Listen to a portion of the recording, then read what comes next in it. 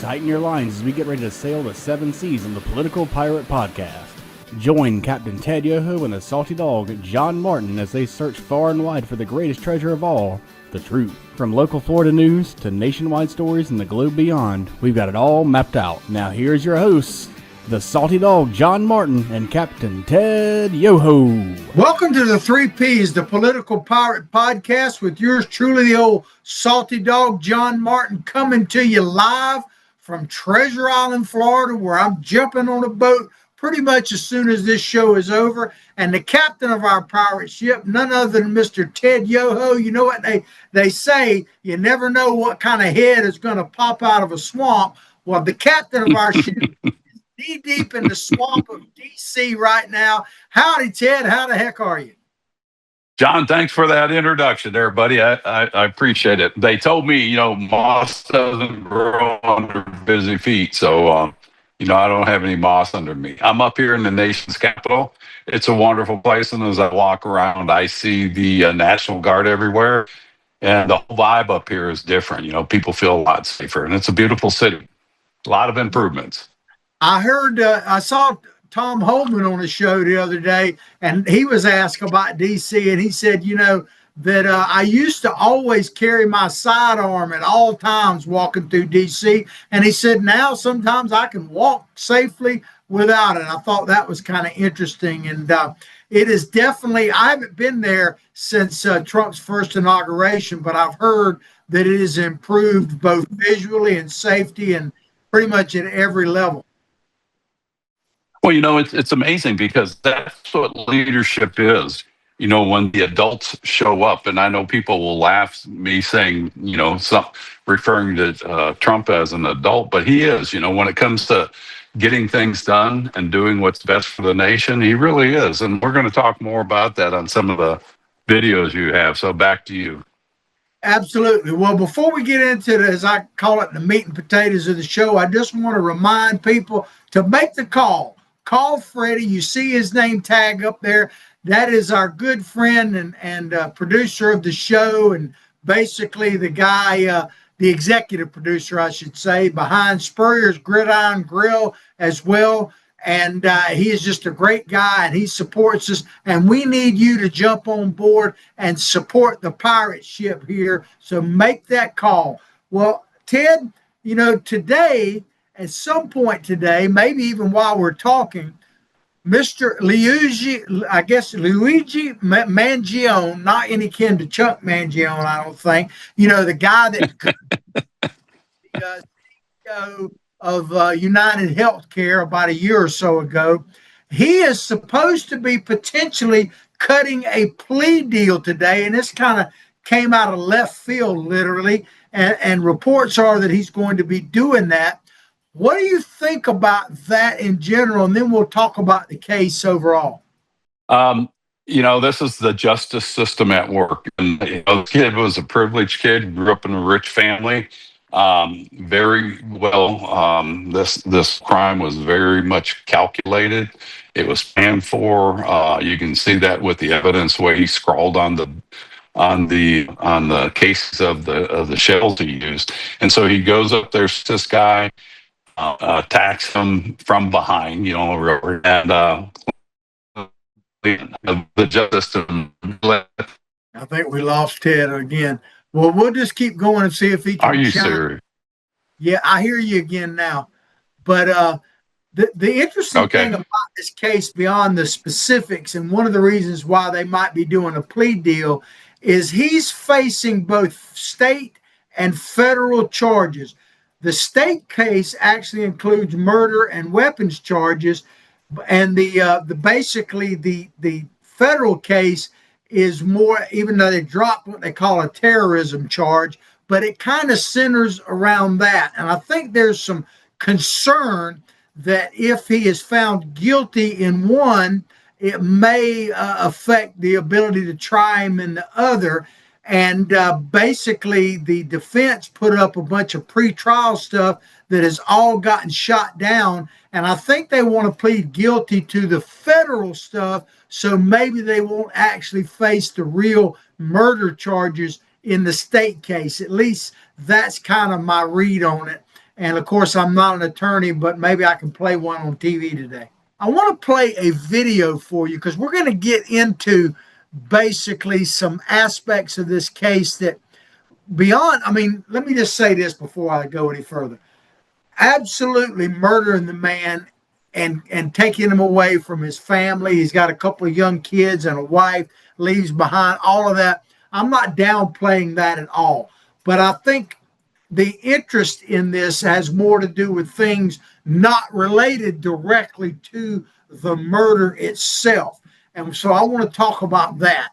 We're going to, because I guess the facts in the case will bear witness to whether he's found guilty or not. But I want to play this video.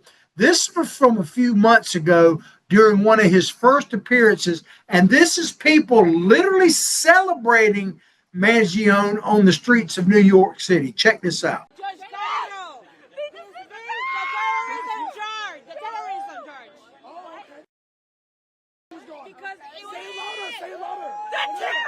The terrorism charge is dropped! They dropped the terrorism charge!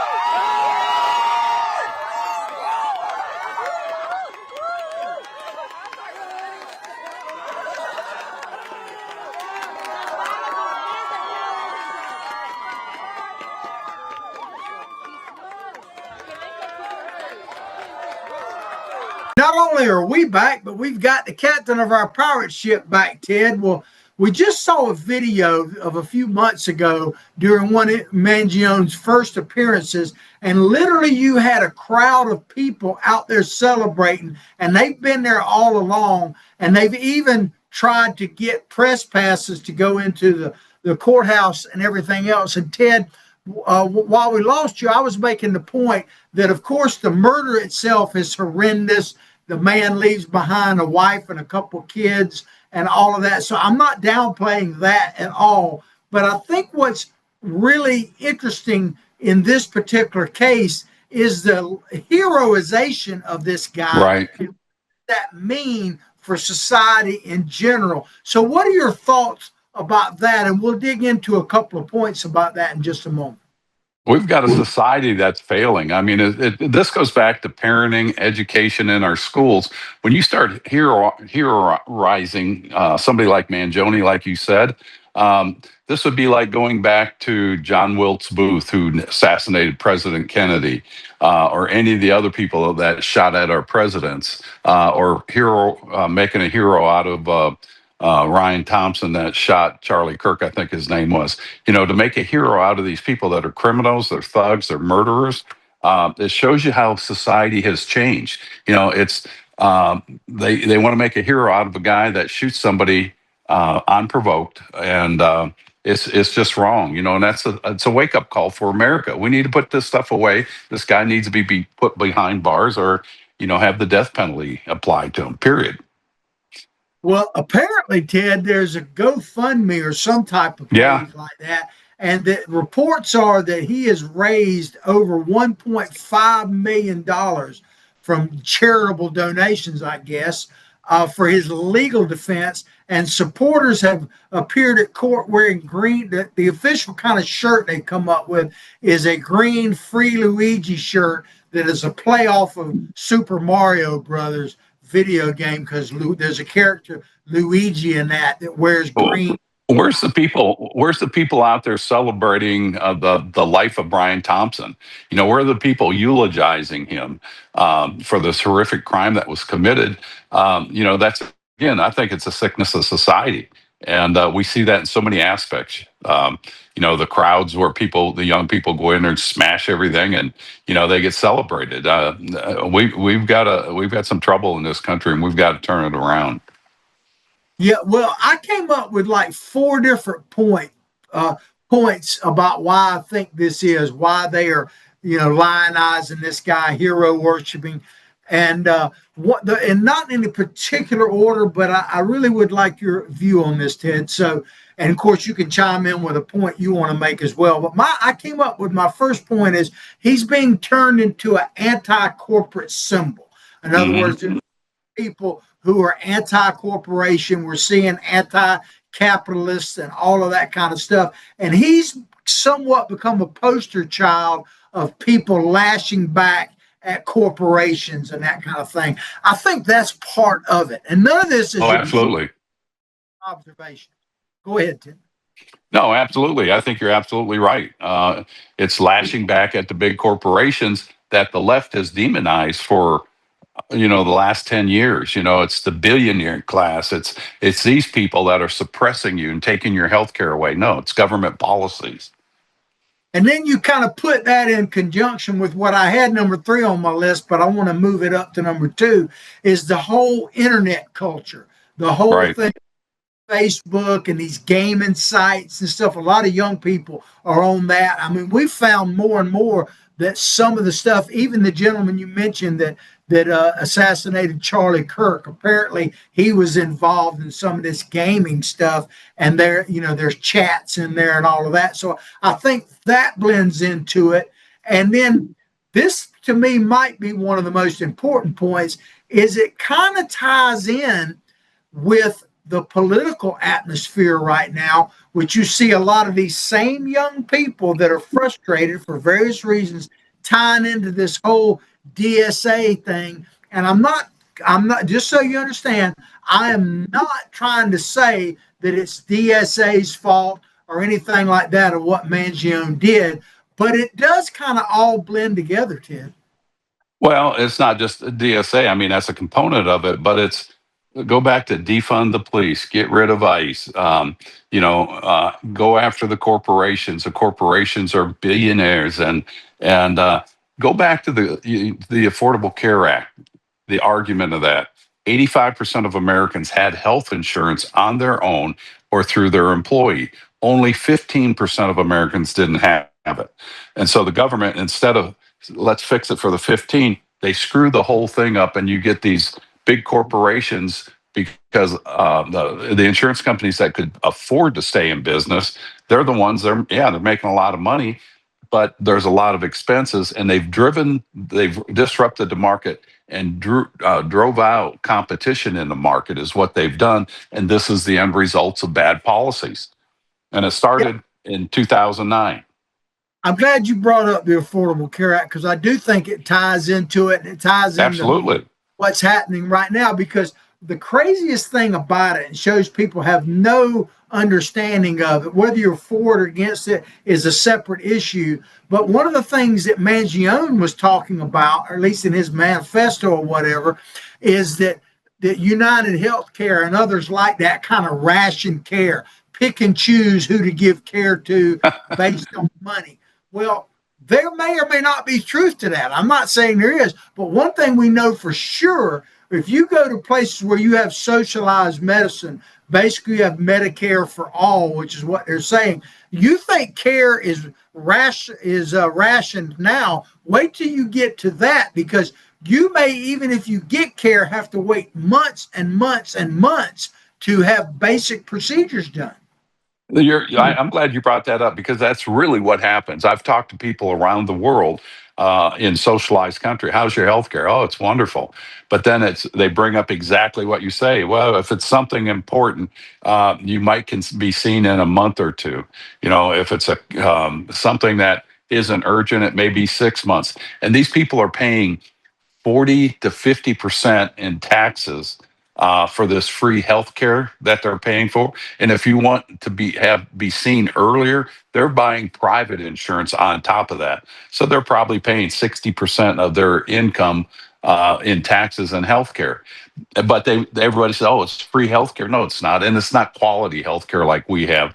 Some of those things are, in those countries, they do great jobs, but it's the wait will kill you. So, it's a misnomer. They're misleading people on this. And if you're opposed to elitism, which is what is coming out of the left, and these people who are, here lionizing Luigi, if you think healthcare is elite now, wait till you have nationalized healthcare, because the wealthy are still going to get their healthcare. Have to do. There is a business, and I'm not criticizing it, it's just a fact. There is a business, one of the great places for healthcare in the world, believe it or not, is India. Now, not for everyday Indians and not for everyday Americans if they went there, but there is a healthcare industry in India that caters to the super wealthy right now and has for over a decade. And I'm sure you're aware of that, Ted. So right this minute, if you are a quote billionaire, you might not even be looking for health care in the United States of America. And that's only going to grow if we go to nationalized health care. It is going to become more elite than ever. It really is. The rich will always take care of themselves, and they can afford to do that. And there's several countries doing that, providing healthcare. Mexico, Portugal. You can go around the Eastern blocks, and it's there if you have the money. And keep in mind, there's countries like China that is doing organ harvesting on demand from human people. It's Frankensteinish, but if you have the money, you can get a heart. If you have the money, you can get a liver, kidney, whatever you need. We're here to please you, is what China is. Their business model is, and they make billions of dollars from that. So, we need to circle the wagons, as I've said often, and take care of America and fix our internal problems. And healthcare is one of them. And nobody ever talks about the responsibility of health.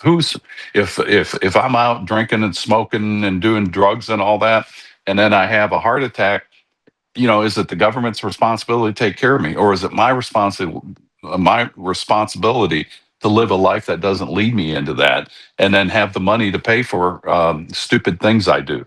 Or do I fall on the government and say, oh, I don't have health care because of the big CEOs? Well, it's also my stupidity. Yeah, and there's one other aspect I rarely hear anybody talking about when you start talking about socialized medicine, because that's what it is the innovation factor, the Yeah. research factor, the coming up with a new cancer treatment or a new drug or vaccine or whatever. You used to see a lot of that kind of stuff coming out of the United Kingdom, coming out of France and stuff like that. You rarely see any of that now. The places where you see great leaps in healthcare as far as research is the United States, is places like India, where there's still a profit motive behind it. Because if you're not going to get paid for your work, I mean, even Fauci wanted to get paid for his work. That's why he was doing all the crazy stuff and stuff there. So nobody talks about that, Ted. But I worry that if we become a world, especially a nation of totally socialized medicine, the innovation will be out the window. It will be, and that's a good point. I mean, I've been in Eastern Bloc countries where Russia was the dominant force. You can look at you talk about innovation, you look at their heating systems, and it's got these big they're round pipes, but they're square and they come up above the ground. Very cumbersome, very totalitarianism. There is no originality. What is the most luxury car out of Russia? Probably can't name one, right? You can't name one. That was out of Poland or Czechoslovakia, which was part of Russia at the time. But all right, so that was their best car. So the point is, when you have communist regime and government control, you lose imagination. And that's the thing with a free enterprise system. You have imagination, more creative, and I'm going to beat you in your business because I'm going to make a better model that people will like, and let the private sector determine that, by competition. And that's what the government wants to get. If this goes through, these changes that they want to make in the reconciliation bill, remember when they took the subsidies out of the Affordable Care Act because of COVID? All right, the Republicans took those away. The Democrats want them back, and the Republicans may bring them back. What that's going to do eventually is push and the thing that Bernie Sanders wants and the AOCs, they want to Medicare for all. So that means all private insurance companies go away. That's what Absolutely. You're pushing for. Yeah. And we'll be on a level playing field. Yeah. It'll be a low level for sure. Race to the bottom. Misery for all. No matter what. Misery for all. Do you think that, like for instance, Putin? Do you think he gets health care from the same area that the average proletariat gets theirs or whatever? No, absolutely not. And before we get off this topic, I also want to talk a little bit about, and I kind of alluded to it earlier, but Some people believe that talking about lionizing and hero worshiping Luigi, some people believe the normal political system is incapable of producing change. That's why you see this rise trying to take over the Democratic Party, trying to do away with institutions like the Supreme Court, the Senate, the presidency, because they have come to believe that that government institutions that we have and the medical system can't make change. And that may or may not be true, but I can tell you this: if you get a totalitarian system. When was the last innovation that came out of Russia? Really? I mean, come on. What's the last? All their innovation is in military equipment. Ted, let me say this and I'll turn it back to you. Medical care was touted by the left in Cuba, right? But what's the latest innovation that has come out of Cuba? Waiting. They can't.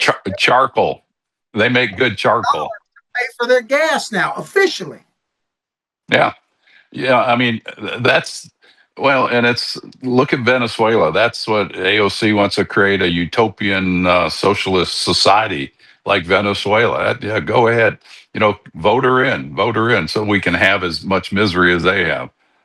It's just people need to wake up, and freedom isn't free, and we're going to have to fight for it.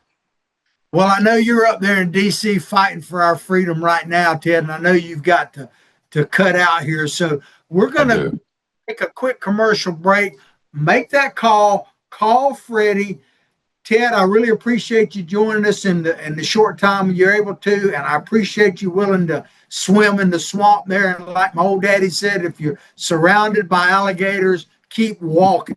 But take us to break, Ted, and we'll see you back here on Monday, I'm sure. Be glad to, and I appreciate everybody watching. Sorry for the disruption of the audio again. That's what happens when I travel. But please support our sponsor, Archer Automotive and Transmission Repair, a family-owned service and auto repair, diesel, gas, mechanics, anything you need from the bumper to the tail lights. They're located at 15901 Southwest Archer Road, and they're open from 7:30 a.m. And close at 5:30 p.m. Monday through Friday. Their phone number is 352-495-2485. Y'all have a great weekend, and I'll see you Monday. I should be back in the metropolis of Wielatka, Florida, on the St. Johns River. Safe travels, my friend. Good luck fishing, man. Later. Right. Hi there, this is Coach Steve Spurrier, and I want to let you know that by popular demand, Spurrier's Gridiron Grill's delicious brunch is now served in a premium buffet. You have spoken, we have listened, and we're now serving Gainesville's only elevated buffet, complete with an omelet station, ginger sage chicken sausage, shredded short rib, plus you can enjoy bottomless mimosas and Bloody Marys. So join us every Saturday and Sunday from 11 to 3 for the best brunch in town. And we're back to the 3 Ps, the Political Pirate Podcast, with yours truly here, the host, the old salty dog, John Martin. If you're just tuning into our show, we had Ted Yoho for about the first 30 minutes or so. He is up in D.C. on assignment and doing a good job still for the American people, and he'll be back on Monday, so we wish him well. But we are going to endeavor, as they say, to persevere. I want to talk a little bit about Tuesday's primary results, because there were primaries in multiple states, and I want to touch on a few of them. Probably the biggest single news coming out of it was what happened with Francesca Hong. She lost the governor's race, at least in the primary, to a Democrat named David Crowley. I believe he is a member of the state legislature. She got narrowly edged out by fewer than 4,000 votes. Now, this lady was the one that was DSA sponsored, fully admits that she's part of the Democratic Socialists of America. Many pundits had her leaving by a huge majority, but a lot of stuff came out. She hated Thanksgiving. She basically hated, she wanted to do away with the Constitution, all kind of stuff. Basically, she was a hater of America. But she still, here's the thing people need to understand. She lost by fewer than 4,000 votes to a guy who actually had dropped out of the race and literally went on vacation. And the current governor, who was not running for re-election, I'm not sure if he was terminated out, convinced this guy to come back on, and he beat her by 4,000 votes. A lot of people think if the election had been held a week earlier, that this Hong lady would have won. But keep this in mind, because a lot of people are saying, oh, we got saved and all that kind of stuff. Not so fast. First of all, this Crowley is a leftist as well. Maybe not quite as bad as Hong, but she still got over 300,000 votes in a primary. 300,000 votes in a primary. So that means there's a lot of people that for whatever reason, disenfranchised, however, disillusioned, disingenuous, uneducated, whatever, still voted for this person. Now, in the same race in Wisconsin, or this is actually, I'm sorry, Minnesota, I think another big thing happened in Minnesota is that Lieutenant Governor Peggy Flanagan, now you know this Amy Klobuchar, I always mess up her name. She's been a senator now for several terms in Minnesota. She did not run for re-election. She won her primary for governor. So she didn't run for Senate. She's running for governor, and she won her primary easily. She has a Republican challenger. It's not the My Pillow man. He got beat in that Republican primary. So that race is interesting, but by her not running for re-election, it created an open Senate seat, which doesn't happen every day. So this Democratic Lieutenant Governor Peggy Flanagan won her race on the Democrat side. She's endorsed by DSA, no doubt about it. She is a hardcore radical. I'll play a video with her in just a moment. But she's going to go up against Michelle Trefoya. You may know who Michelle is. She's a long time, I think it was CBS mostly, broadcaster, sports broadcaster, did the NFL a lot. She got tired of the political correctness and quit that. She has her own podcast now. I don't know exactly what the name, but if you watch Gutfeld, she appears on that show quite regular, at least every other month or so. And she's a conservative. She's a Trump supporter. I don't know that he's endorsed in that race, but I'm sure that he would endorse her if he did.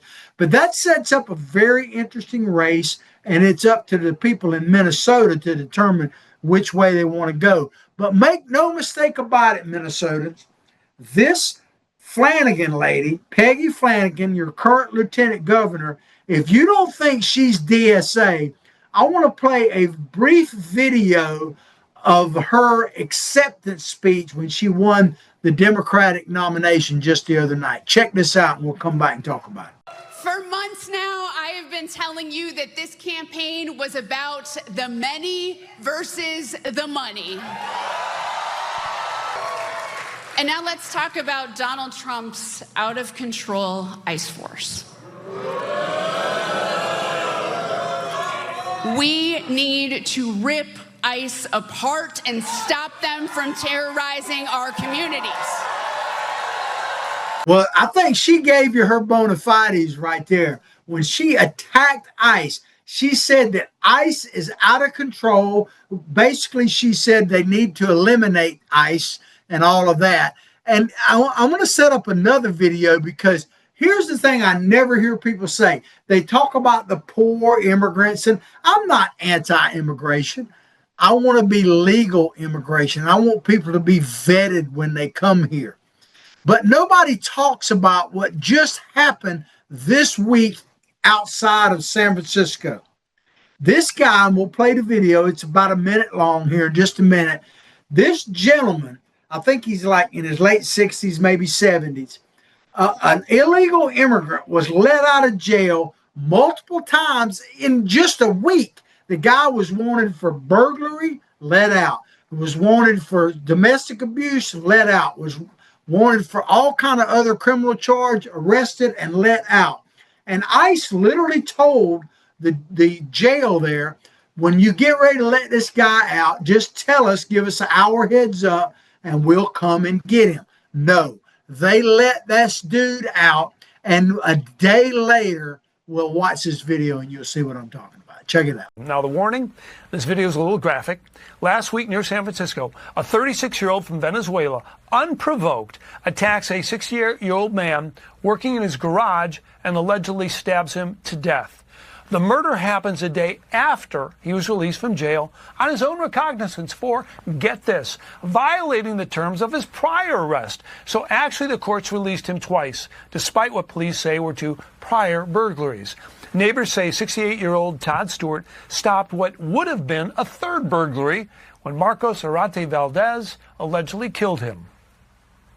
There was some yelling going on from what I understand from the neighbors, and then apparently it looks like he chased the man out of the garage, and then he was stabbed in front of Ryan's house. DHS releasing this statement on X. This Venezuelan illegal alien stabbed a father to death in Sanctuary, California. Governor Gavin Newsom must not release this murderer from jail and turn him over to us so we can remove him from our nation. So neighbors say Stewart had lived in this house for 4 decades, loved his wife and 2 daughters. He was building a shed in the garage when he was killed. Arate Valdez will be arraigned this afternoon. So here you have a 68-year-old man who confronted this gentleman because he was casing out his house and others in the neighborhood, ran him off of his property, and the guy ended up getting in a skirmish with this illegal person who never should have been here, period, and got murdered for his trouble. Here's the thing. People talk about, oh, well, you know, crime happens and all of that kind of stuff. And yes, it does. And maybe you can't prevent some crime. But the thing about it, when an illegal immigrant, especially one who has been arrested and let go multiple times, that crime could surely be prevented because they shouldn't be here to start with. So, you know, I'm just tired of hearing all this stuff. So in Minnesota, if you're voting for this Peggy, I want to get her name right, Flanagan, you are voting to release criminals onto your streets, onto your neighborhood, and your family or someone you love could be next. And those crimes could be absolutely preventable. Well, another primary that happened on Tuesday was a special primary in South Carolina. I thought that was interesting because this is the one where that you were trying to get getting a replacement for the late Lindsey Graham. Now, his sister, Darlene Graham, is currently the sitting U.S. Senator by special appointment for her brother. And originally, I don't know that she ever actually said this, but it was speculated that she was just going to be a placeholder and only hold on to the seat until it was vacated in January. But she decided, and she has every right to, that she is running herself. So that set up a primary, and it just happened. Well, she got the most votes. There was 5 people, I think, running for it on the Republican side. And she won the most votes. It was in the 30s, I think. And U.S. Representative Ralph Norman, who actually, I believe, ran for governor in a primary and narrowly lost recently, he won enough to force a primary. And so there's going to be a special election runoff in 2 weeks. And then the winner of that will go on to the general election. And in South Carolina, surely will win. We're not really in danger of losing that seat. So it'll be interesting to see how that works out, because now, you know, I think this Miss Graham, she got in the high 30s. But that means that basically 60% of the people voted for someone other than her. Now, does that mean they won't come back and vote for her? No. But it'll be interesting to see if they vote on her based on Lindsey's legacy or what. Now, there's primaries coming up pretty much every Tuesday for the next couple of weeks. There's one in Florida this coming Tuesday. And I've already done something that I don't normally do. I voted early. I voted last Sunday, actually, because I am going to be out of town on the election day, or can't guarantee that I would be there.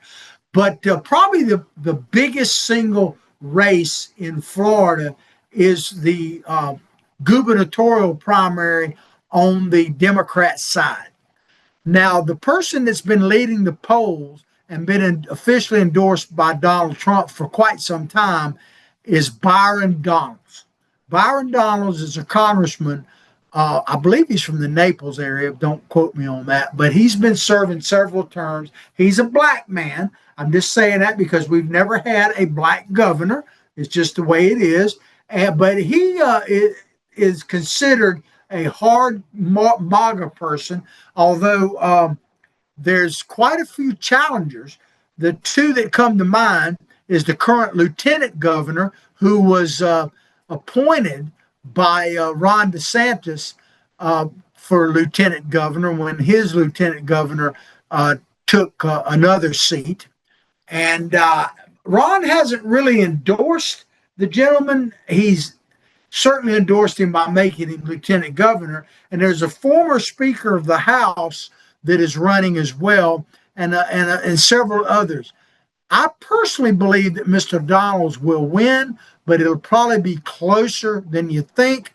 And whoever wins is most likely going to go up against a guy named David Jolly, who is just about like Charlie Crist. If you remember Charlie Crist, David Jolly has been, this is how he does his political decisions. Whichever way the wind is blowing. But he's probably going to win the Democratic nomination. He's been both a Republican, a Democrat, Republican, Democrat. I say vote for anybody but Mr. Jolly. I did support Byron Donalds. I'm not telling you who to support, but I think that the governorship will be held by a Republican. You can't guarantee that, but I think Byron Donalds is probably going to squeak it out, but I guess we'll see. Another big election is we have Ashley Moody, who is actually running for re-election. She was appointed to Marco Rubio's seat when he became Secretary of State. She was the Attorney General here in Florida. By every account, she's done a pretty solid job. She's been in office roughly a year and a half up there, but she has to run for re-election. She does have opposition in the primary, but I think she's pretty much a shoe-in to win that. And then I hope that she will win re-election. Now, I want to move on to another topic that burst out this week, and that is that Karen Leavitt, you talk about somebody that might have a political future if she decides to have one. Karen Leavitt, the current White House press secretary, is moving on. Now, I got to tell you, when she first came on the scene, I was a little bit skeptical, not because I knew anything about her, but she was so young. She's the youngest one ever. And I was just, kind of skeptical of how she would do. And of course, the previous ones in Trump's first administration were fantastic, except for obviously the very first one. People tend to forget him. He was gone out the door in less than a week. But Karen Leavitt has announced that she is leaving, I believe, at the end of this month. And her reasons that she gave are absolutely legitimate. I'm not saying there aren't others, but she's got two young children. She just gave birth to a second child a few months ago. Now, her first child is only about 2 years old, and she only was out less than a week after that child's birth, a son, I believe. But and the other, and I may have that flip flop, so forgive me. But her son was just born, and she took about 6 weeks maternity leave, but she's been back a couple of weeks now. But she said that she's come to the conclusion that she can't be the mother she needs to be and wants to be to these young children and keep up the tremendously busy schedule that you have as press secretary. Makes perfect sense to me. Now, Donald Trump and her have already announced that she is going to be a major influence still, a consultant for the president moving forward. And I suspect that Ms. Leavitt will end up being a contributor to some place like Newsmax or Fox News. she has a bright future ahead of her if she so chooses, and I wish her nothing but the best. Now, there's speculation all over the place about who is going to be the next one. Now, you may find that out by the time you see this show this afternoon, but the reports are that Scott Jennings, who is one of the few Republicans on CNN, is actually going to be that person. I don't know. I have no inside information on that. I suspect that it's going to be another lady, because Donald Trump has had tremendous success with women as both press secretaries, because he had, of course, Sarah Huckabee Sanders, and you see where she's at now, governor. I think she could end up being president of the United States in the not too distant future.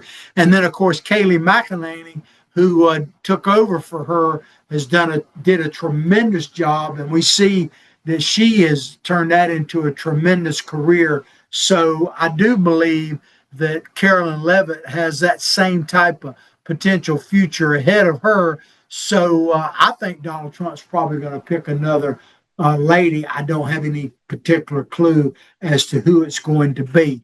Now, I want to switch gears a bit. Let me take a quick sip since I'm doing all the talking. If you're just tuning in, Ted Yoho, the captain of our ship, was on the first portion of our show, but he is in the D.C. swamp on assignment and had to leave early. So we will get more from him and an update on what he's been up to on Monday. But we did a show on Monday, Ted and I, where we talked about the WNBA and how they can't define what a woman is. I won't rehash all of that, but just if you didn't see it, check it out. You can see our show anywhere you watch podcasts. You can always see it on our Facebook sites as well. Check it out. We are live every Monday and Friday, and then you can kind of watch it on demand anytime you want to. But on that show, we talked about especially Sophie Cunningham, the center or power forward. I'm not sure which one she is for the Indiana Fever. Her and Caitlin Clark are teammates, and she's very dynamic. She's been extremely outspoken about transgenders potentially coming into the NBA. She's welcoming to all people, not to be players, but in society in general. She hasn't condemned transgender. She just says that the W in WNBA should stand for basically biological women. And for that, she's been chastised. She's been hard fouled, all this kind of stuff. And it has really created a situation. So we got deep into that. Now, the league, the WNBA, had a meeting this past Wednesday, I believe it was, where they, quote, covered a wide range of topics, including, and this is a statement from them, an ongoing discussion on transgender athletes. And this is their statement. Let me back up. This is what they issued as a statement from this meeting of the league officials. It says today's meeting covered a wide range of topics, including ongoing discussions on transgender athletes and the continued hate and vitriol directed at players online. We will continue to engage all league stakeholders in the coming weeks and months. I mean, think about that. They have to debate what a woman is in the NBA, in the WNBA. How about just looking at the first letter in front of NBA? W. I don't think it stands for what is a woman. It stands for a woman. It's just incredible that they have this difficulty. Now, the statement went on, more nonsense. Listen to this. We will approach these important conversations thoughtfully and in alignment with the values of our league, which is the WNBA, I would remind. There are no immediate eligibility matters affecting the WNBA. Really? Aeneas Kanter and a gentleman named Wallace, former NBA players. Kanter's almost 7 foot, and Wallace is an MMA fighter. They have declared now for the WNBA draft next April. So I think there are immediate eligibility matters, but we'll see. But they said there's no immediate eligibility matters affecting the WNBA, And check this out. We strongly denounce. Who are they denouncing? Not transgender, not people who have beaten up on Caitlin Clark and Sophie Cunningham. They strongly denounce the bad faith efforts to use these topics to demean or marginalize our players. So they denounce the fans that are coming to the games and posting things online and coming to the games and protesting, or the only protests I've seen are protests that just support Sophie Cunningham. They're not anti-transgender, they're just pro-women. But so they couldn't figure out what a woman is, but they could figure out attacking their fans. Now, their coach for the Indiana Fever, she's a very interesting person. She came out and defended the lady that fouled, and you have to look at the video. We're not going to play it again. You can see it easily, but it's on our show from Monday. She defended the player that clotheslined Sophie Cunningham, and that player basically said that Sophie Cunningham, and the fact that she got ejected and not Sophie Cunningham, was white privilege. So she came out and said she defends her players all the time, and that she had not seen the clip of the clothesline, even though you can see a video with her current, looking right at it, and she's the head coach. But she held a press conference the same day, I think on Wednesday, after the league said all this. I'm just going to play you a very short clip about it. And I want you to hear how she starts out talking about love. Of course, she's pretty angry. She got booed at the next game after the previous press conference, and so she's lashing out about that.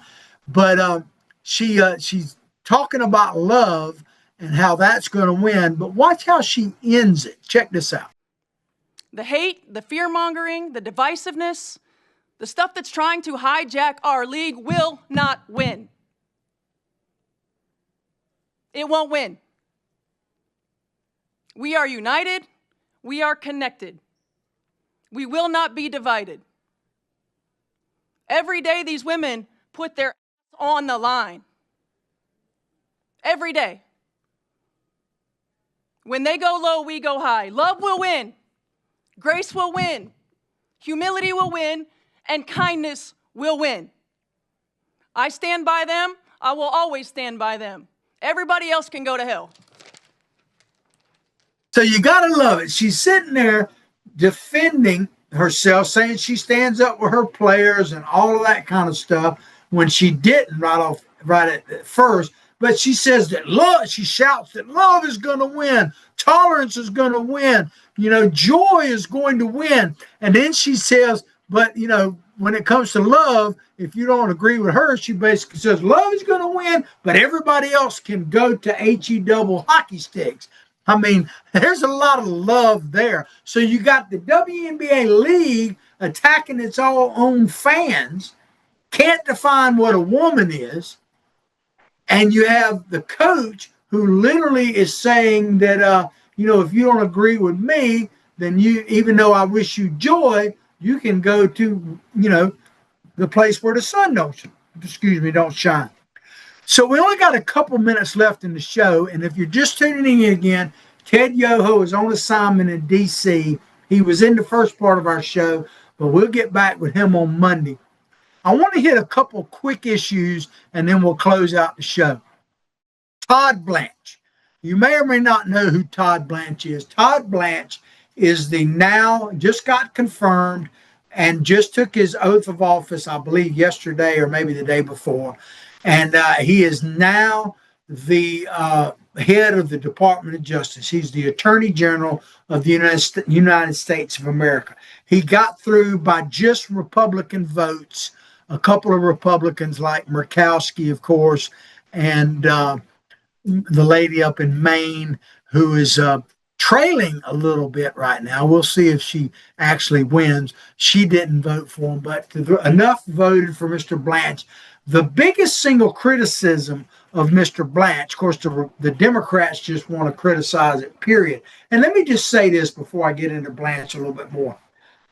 I believe that the saying that elections have consequences. In general, I believe a president, whether it's, Donald Trump or Barack Obama or whoever the next president is, that they have a right to appoint the cabinet that they see fit, and that they should be confirmed absent some very compelling reason. Now, the one big criticism of Todd Blanche is the fact that he has been Trump's personal lawyer for a number of years right now. And so basically they're saying, how can he be an independent with the Department of Justice, which is something that could be concerned about. But if you really look at it, when's the last time the Department of Justice has truly, and the Attorney General, been independent of the president that appointed them? Not really ever, not in the last 50 years. It's definitely been a bit of give and take there, some more so than others. But I think it's a legitimate concern, not a deal breaker, but a legitimate question. But the way the Democrats are handling it is just anti-Trump. So I'm okay with him being confirmed because, as I say, bottom line, I think a president deserves to be surrounded by the cabinet of their choosing. And if you don't want somebody like Donald Trump or Joe Biden or whoever the next person is to appoint the cabinet, don't vote for them. Vote for somebody else, because that's just it. And then we only got about 2 minutes left in the show. I want to bring up Iran again because, it really looks like it's going to define President Trump, certainly for the next 2 years and certainly leading into the midterms. Of course, anything is possible. We need some resolution to that. So I think the president is feeling the political heat. So I think you're going to see something happen really quickly. The last thing I'll say is about Russia and Ukraine. It is really heating up over there. And, they have terrible winters that the fighting kind of comes to a standstill.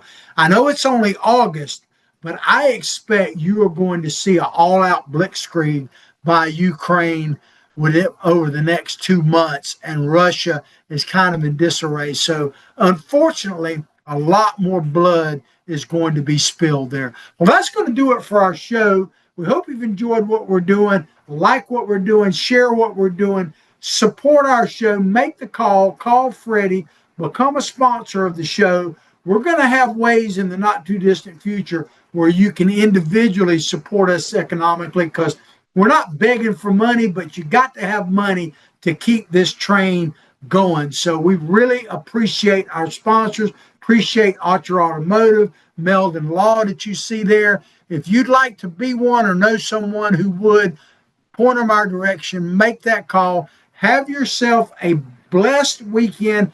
I'm going fishing. We'll see you, Lord willing, back here on Monday. Remember, we've moved to a new time now, 12 noon, Monday and Fridays. Peace out, everybody.